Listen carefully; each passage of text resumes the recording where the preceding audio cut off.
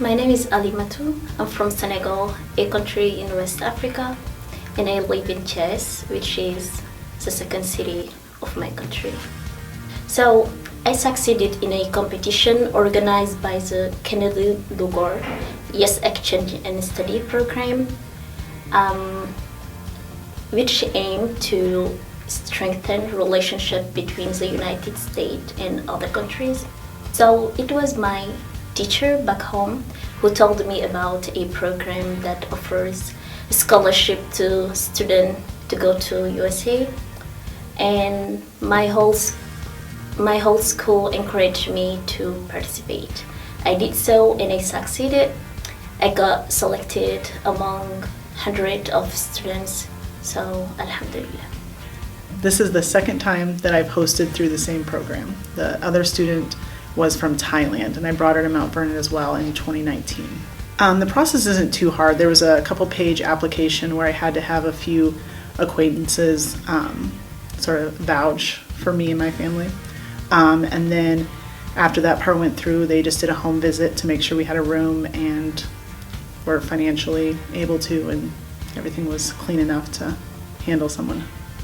I have a very religious family and a welcoming family. I do have siblings, a big brother of 22 and later siblings. I'm the second child. At the beginning, it was a little bit complicated for them because I've never been far from them. I mean 6,000 kilometers away from them. So I think being in a country with different culture and different people worried them the most. But after they realized it was a lifetime opportunity for me and I would learn about the world. I communicate with them through WhatsApp, or sometimes I just call them. I'm not really into phone calls, but they obliged me to do so.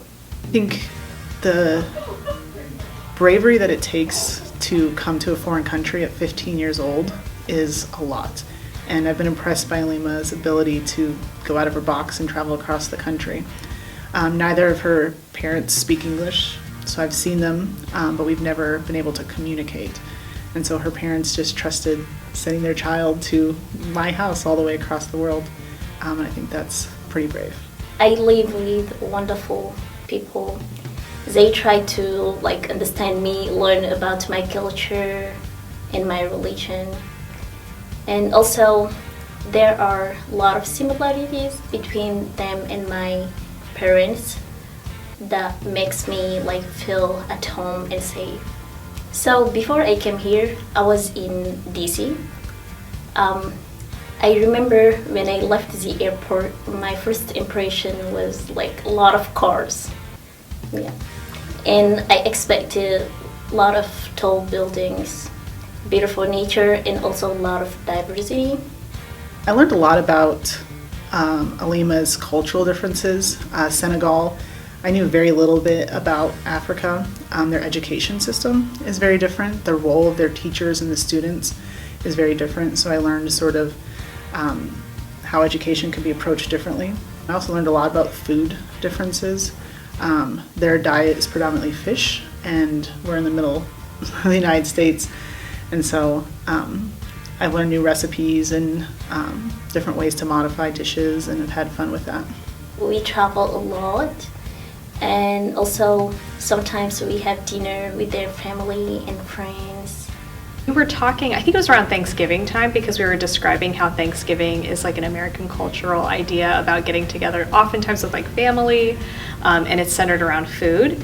And so then she shared with us that her family celebrates the tradition of Eid, which happens in the springtime, but it's also sort of centered around visiting with family and fixing all sorts of different traditional foods. Involved in the community is really important, but there's been challenges with the fact that we live in Cedar Rapids.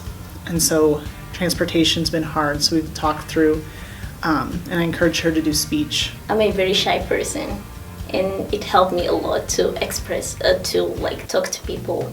Science Olympiad, I'm stuck here anyway, so I encouraged her. I love learning and discover new things, and Science Olympiad helped me a lot with that. Our schools are very different. First, the grading system in Senegal is out of 20, and out of 4 here. And school start at 8 o'clock and we finish at 12 noon. We go home, take lunch, then go back to school until 6 p.m. It's not a culture shock, but people wear their sweatpants to come to school, so I mean, it's a little bit cool. It was nice being a teacher in the district so that I can help her with the transitions and knowing what to expect. One of the big differences with the schools is that she would stay in the own classroom and the teachers would rotate between the rooms. And so knowing that first day of school, what to expect was a lot. In my classroom, she is always quick to not only like ask for help and input from her peers, but also she is willing to give help. Alima's a little shy, which is interesting because it takes someone to be really brave to come to the US. Living here has taught me a lot of things about myself and what I am capable of. And also I get to know a lot of wonderful people who became very important for me.